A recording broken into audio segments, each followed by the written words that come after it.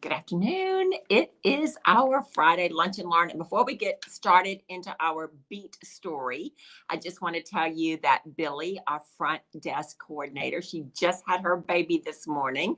It's a perfect little boy. And so we welcome him into the world today. So you can reach out to Billy.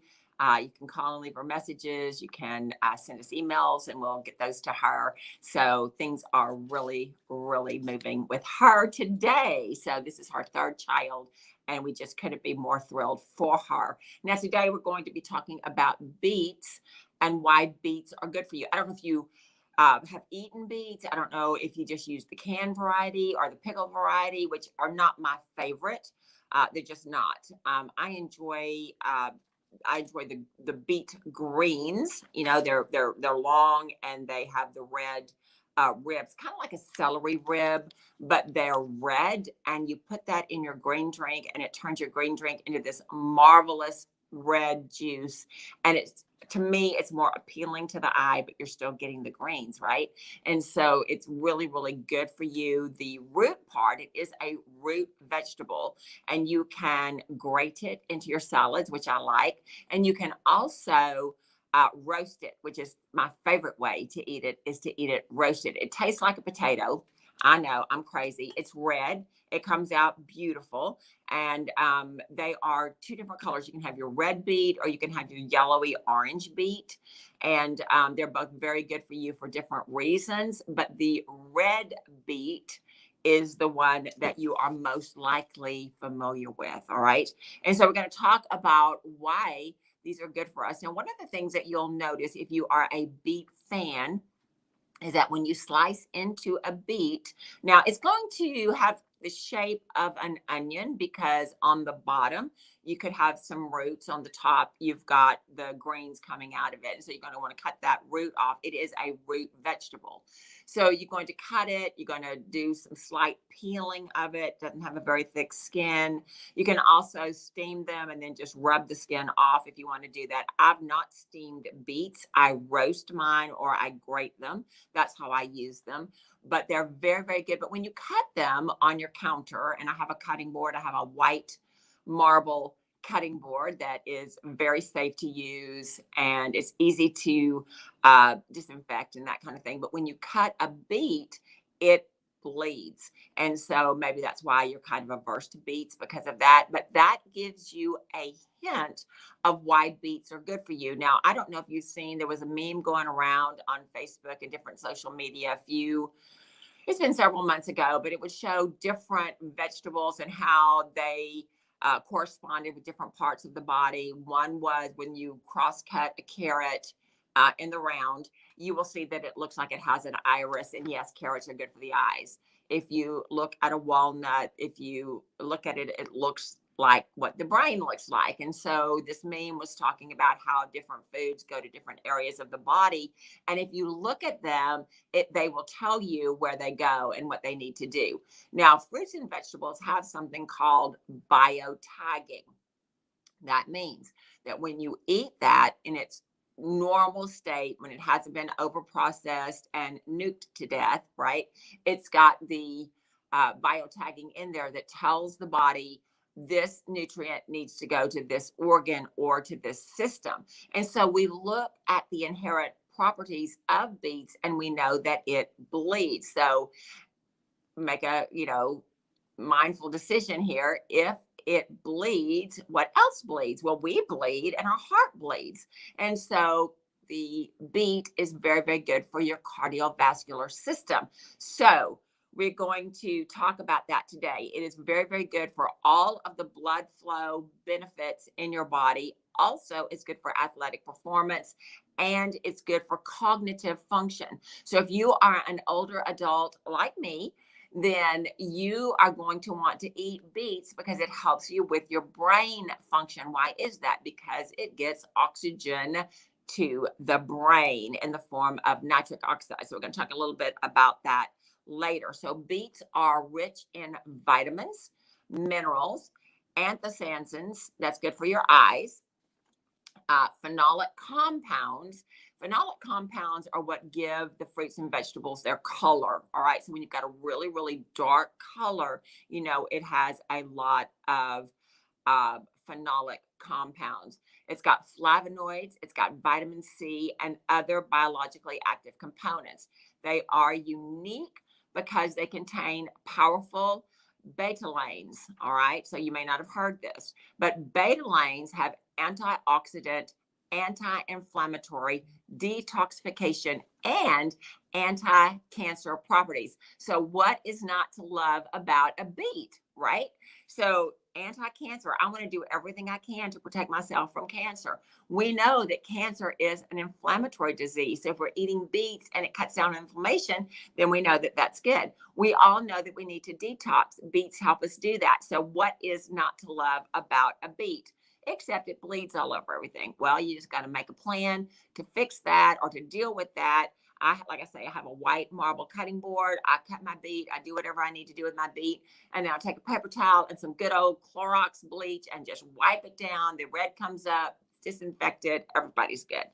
If you're worried about using bleach on a cooking surface, do not, because bleach will evaporate into hydrogen and oxygen, which is the air that we breathe. And so you're very, very safe with that. When I was a young mom, I would clean my floors with bleach. I would clean my kitchen counter and kitchen table with bleach because I had young children. I wanted them to be germ free.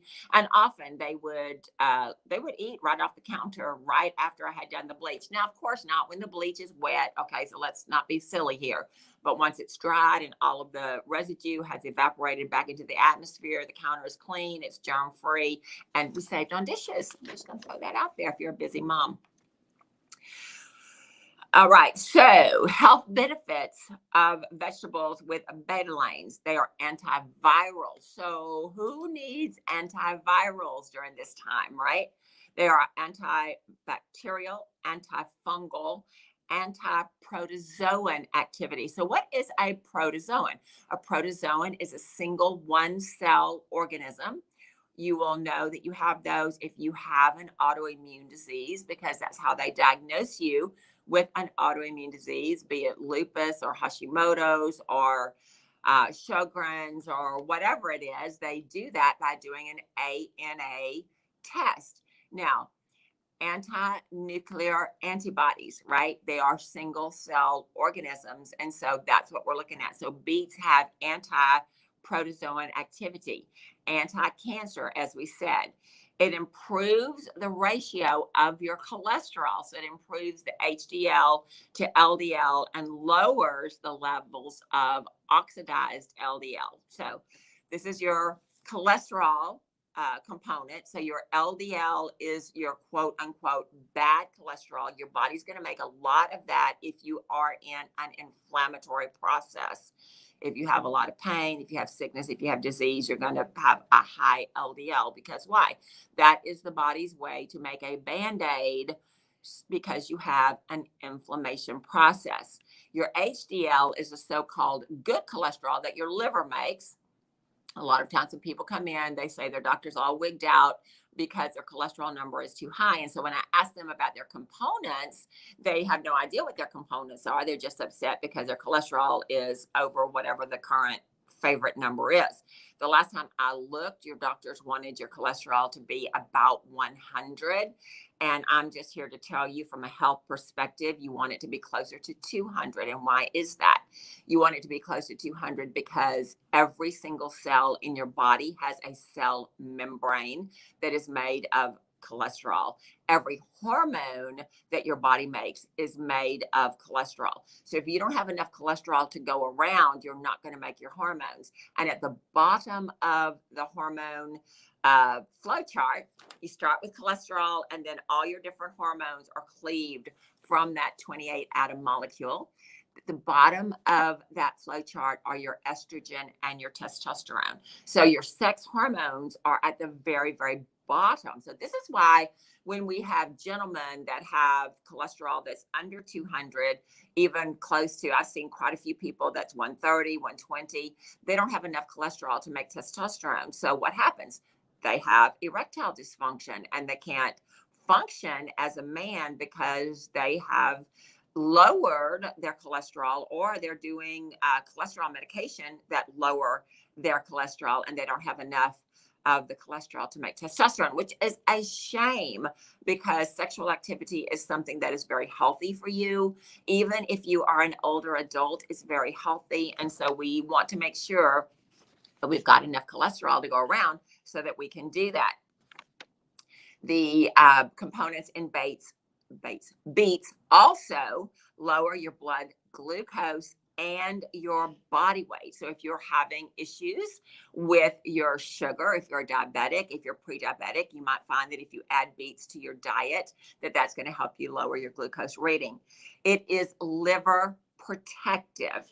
It induces detoxification of your phase 2 enzyme. Now, with your liver is your largest detoxification organ in your body. You've got your liver, you've got your lungs, you've got your kidneys, right? And then you've got your skin. Those are your 4 main detoxification organs, which your skin is the largest one.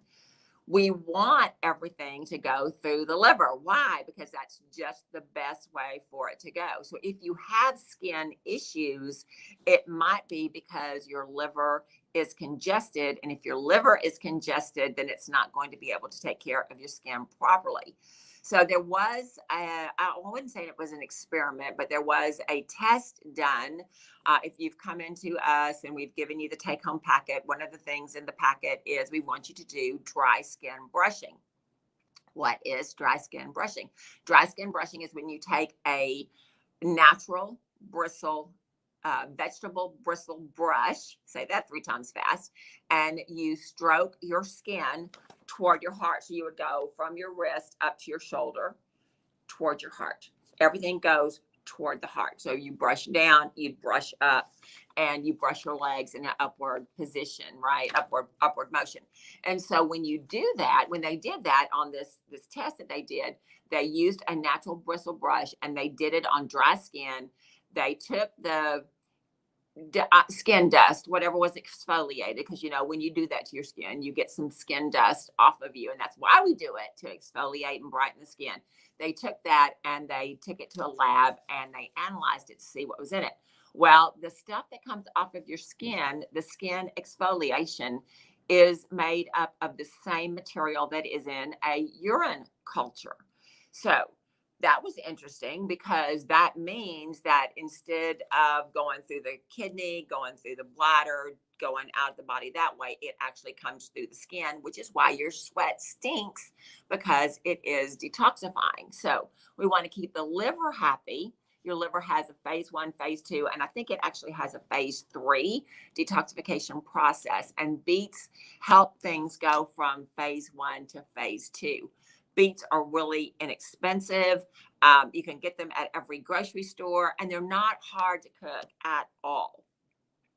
It improves your beets, improve your mitochondrial function. Now, what is your mitochondria? If you remember back in your 4th and your 5th grade health class, or if you're been to school longer, more than that, which of course most of us have, but your very first mention of mitochondria was in elementary school when they talked about it being the powerhouse of your body, because your mitochondria is what causes your cells to do what they're supposed to do. So if your mitochondria gets sick, if you have a mitochondrial disease, and cancer is a mitochondrial disease, chronic disease always affects the mitochondria.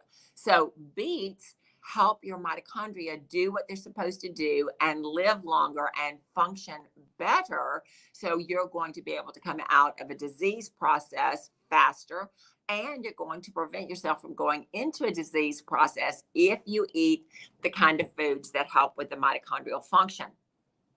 Lowers blood pressure.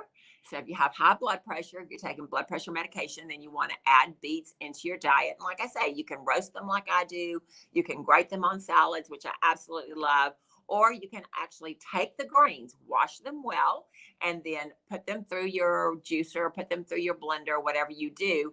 And that's going to turn your green juice a beautiful, beautiful red color, which is more appetizing to my eye. I'm just going to tell you, When I was a little girl, my mom told me that green stuff was not good. You throw away green stuff. So when I look at a glass of juice that I've just made, it's kind of like, yes, I know this is good, even though it's green. If I do the beet green in there, it is still green, but it looks red. It tricks my brain, and I like it just a whole lot more. So I'm just going to throw that out there. It's a really, really pretty juice. So in addition to the betalains of the beetroot, they also are recognized as a powerful health promoting food due to the presence of carotenoids. So these are your natural pigments in the fruit or the vegetable in this case. And they also have nitrates, NO3, which can enhance exercise performance and increase nitric oxide production. So just for the adults in the room, if you have nitric oxide and you exercise, it's going to help your muscles recover a lot faster. If you are a man and you suffer erectile dysfunction, nitric oxide will put lead in your pencil, so to speak. And even for women as well, you will have a better sexual function if you have nitric oxide in your body. You can buy supplements that are basically nitric oxide, but if you just eat beets, you're going to improve your performance in all ways.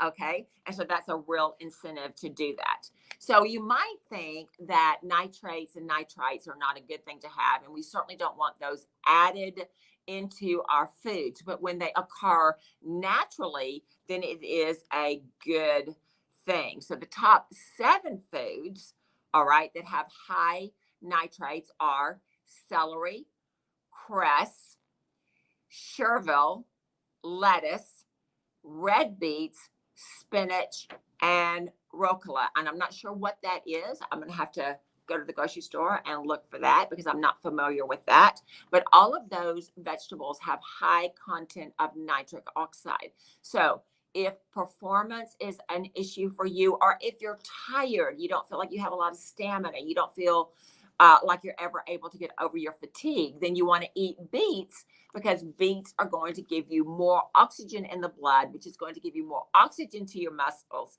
which is going to help you move more effectively and with more energy. So that's really, really good. So we're going to go back to the mitochondria and talk about how it enhances your mitochondria. So we know, as I said, that it is the powerhouse of the cell. It contributes to increased stamina and energy.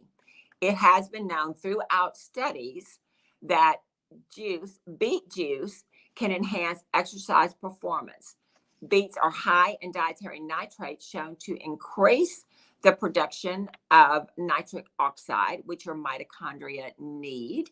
Okay, and it works effectively and efficiently in the cell to help the cells do what they need to do.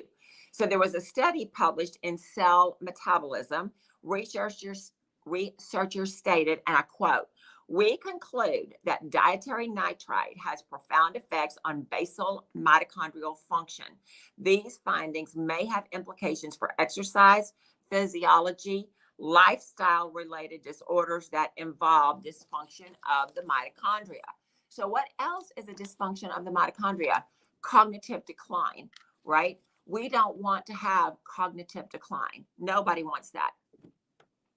There was a study of 12 male cyclists that was published in the International Journal of Sports Nutrition and Metabolism, Exercise Metabolism, and it showed that 6 days of nitrite supplementation from beet juice reduced pulmonary oxygen uptake during submaximal exercise and improved time trial performance in trained cyclists. And what that meant is they didn't have to breathe as heavy. They were able to do what they needed to do without getting out of breath and without being overly exerted. And that's what we want, right? We want to do what we need to do and not get tired out when we do it. So dietary nitrite supplementation from beets improved performance during increased intermittent exercise. Aging also is associated with impaired ability of the vascular endothelium to increase plasma nitrate and nitric oxide during exercise. Adding dietary nitrite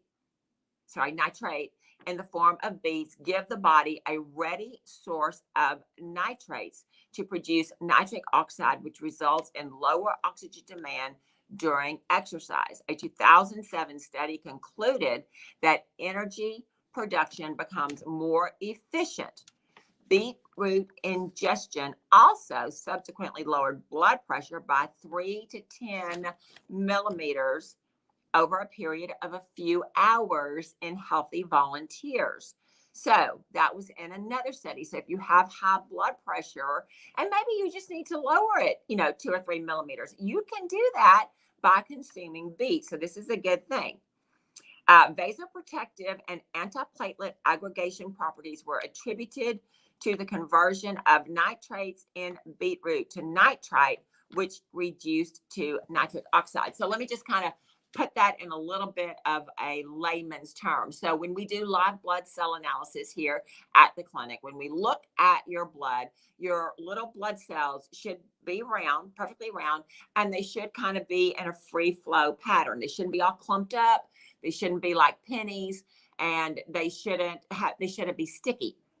When they're sticky and they stick together, they look like little islands on the slide, then you've got what's known as platelet aggregation.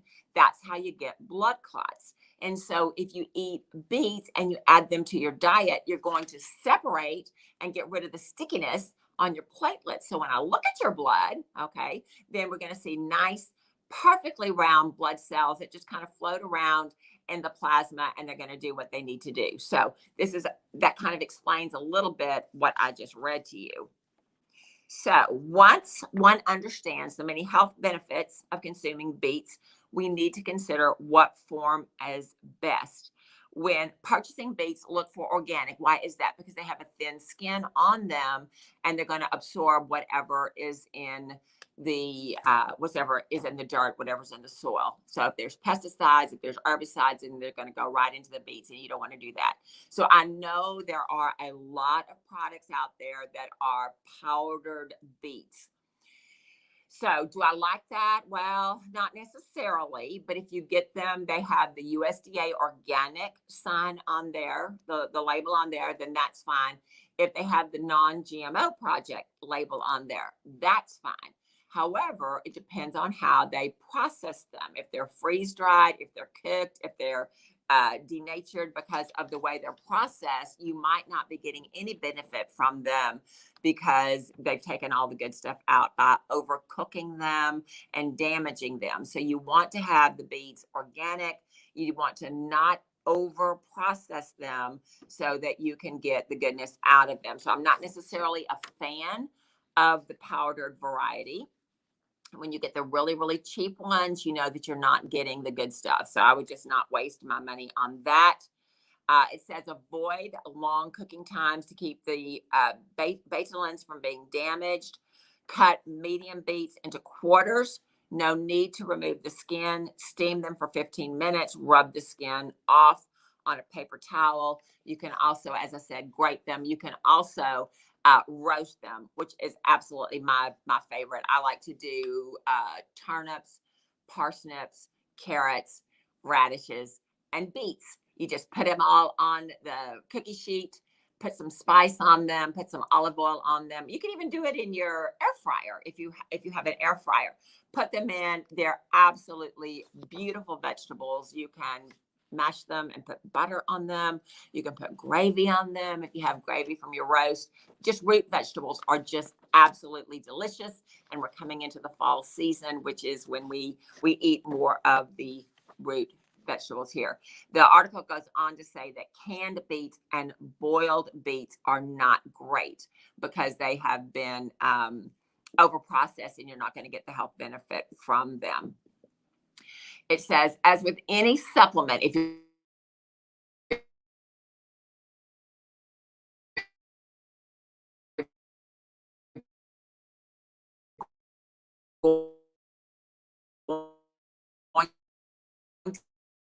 to grocery store, you're going to order that.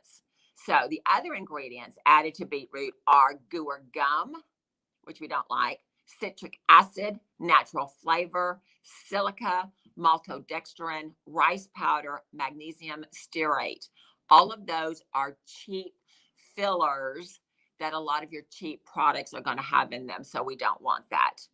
A home freeze dryer will give you the ability to make your beets powder if that's how you choose to do them, and you're not going to overcook them, and you're not going to have all those fillers in there. So that's one thing that when we do supplements, we always want to look at the added ingredients. So when you have maltodextrin, you've got sucrose, you've got silica, you've got rice flour.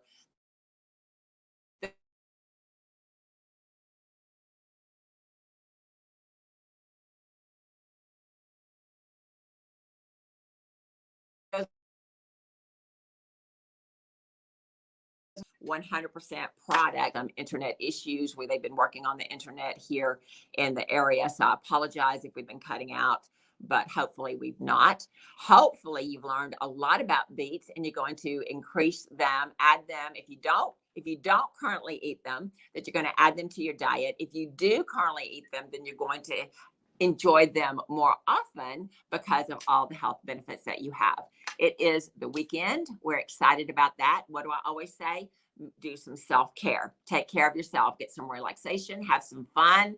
Relax, decompress, recharge, and I will see you again next week. Take care.